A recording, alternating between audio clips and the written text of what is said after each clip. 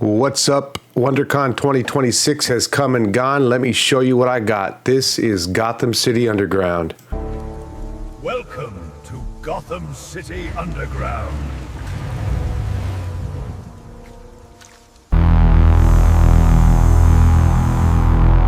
Welcome to Gotham City Underground.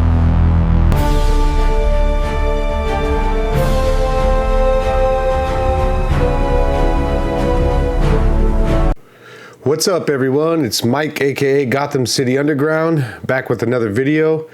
So, WonderCon 2026, another successful con year. Just got started. WonderCon is the big one. I believe the big one here in Southern California, and we always get all the people together.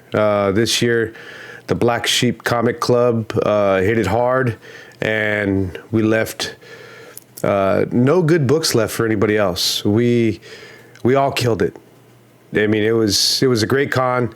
It was good seeing everybody. Some people I haven't seen since last year, so that was awesome. We had our club dinner afterwards. That was even more fun. Some trouble was had and fun times. So let me get into what I got at the con this year. I went a little bit light than previous years.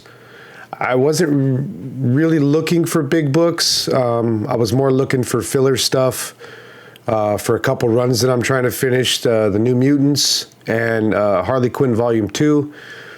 But as you'll see here in a minute, I did come across a couple good older key issues that I couldn't pass up on. Excuse me, for the price. So, but first I want to show this because every year I go, my two boys, they always bug me. Hey, get me something. You know, I want this.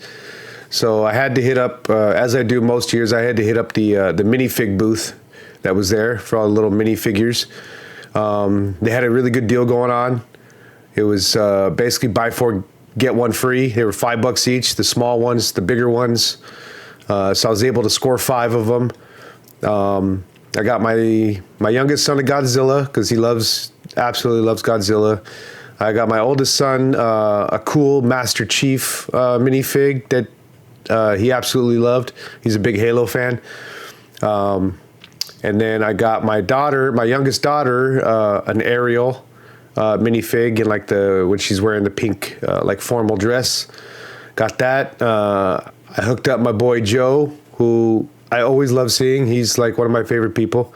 I always love seeing him. I got him one of the larger Carnage figures because he's a huge Carnage fan. And then I was looking around, and I absolutely could not pass this up because, in my opinion, and I believe a lot of other people's opinions, Michael Keaton was the greatest Batman of all time. And so I was able to score the Michael Keaton minifig right there. I love the way it looks. The cape comes around and stuff, just like in the movie. So I was able to score that. I was happy about that. And now for the books. I only got 4 books here. I have a ton of stuff, which I will show in another video. It was all the stuff that was gifted to me. People found, either while we were walking around, they know my love for controversial books. We'll just leave it at that. You'll see why. I have quite the collection of that. So a couple guys were walking around. They saw some, a book that they thought I would like, so they gave me those books. And then a couple of the members every year, they like to bring stuff that they just are getting rid of, and just to let everybody go through.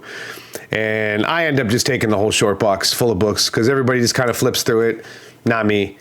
And I actually there's some good stuff in there, at least, that I like. So, but this first book I'm going to show is a pretty special book. It's done by this company called Pork Chop Express Productions. It's a new book that just came out recently. They're really cool people. The book is awesome. It's called Drip, and it's basically about a graffiti artist that gets murdered. I don't know the rest of the plot of the book, but I remember reading, about what it's about, and it sounded awesome. And they're really supportive of our club, and so they came out with this book, and pretty much everybody, I grabbed one. I did not get one when they did the Kickstarter, so luckily they were at WonderCon this year, so I went to their booth, chatted them up for a little bit, and I picked up the regular cover, but the Virgin variant. I absolutely love this cover. This is a badass cover. This just shows you, this is just a sneak peek of the art that's inside of this book. So I got the Virgin cover. They had quite a few covers, but I did like this one the most. And they did something very cool for the club. One of our members, K-pop junkie, aka Katie, she's really close with these people, knows them very well, and we were able to get an ad in the back of the magazine, in the back of the comic. And as you can see right there, I made not one, but 2 appearances in this book.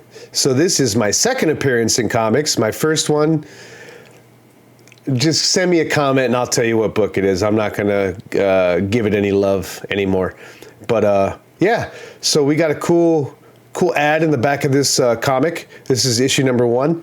So there's the QR code right there. If you are so inclined to scan that while you're watching this video at some point, it gives you all, sends you to the website, tells you all about the club, what we're about, all the members, and how to join. So yeah, so I was glad to get this. Very happy to get this book. I'm going to be reading this book, and I will probably do a video about that once I read it. I'm going to try to read it this week. So yeah, so I got that one. The next one, I was not expecting to find this book there. I've never seen this particular book or books like the variants. Some of these not harder to find, but harder to find in the wild variants for Harley Quinn Volume 2. So I'm about 5 or 6 issues away from having all of them. There's no, according to CLZ, there's 112, 113. It keeps jumping up one number, down a number. But I have looked it up, and there's no definitive number of issues in this series because there was so many different variants and exclusives, Comic-Cons and store exclusives, website exclusives, stuff like that. There's 2 Mexico variants that were only available in Mexico. My last video, I believe I was able to secure one of those. But you really don't see these types of books at the cons. And I actually saw 2 of them that day on Saturday, this past Saturday. One of them was the Day of the Dead variant that I already got online. Luckily, it was about the same price, so I was happy with that.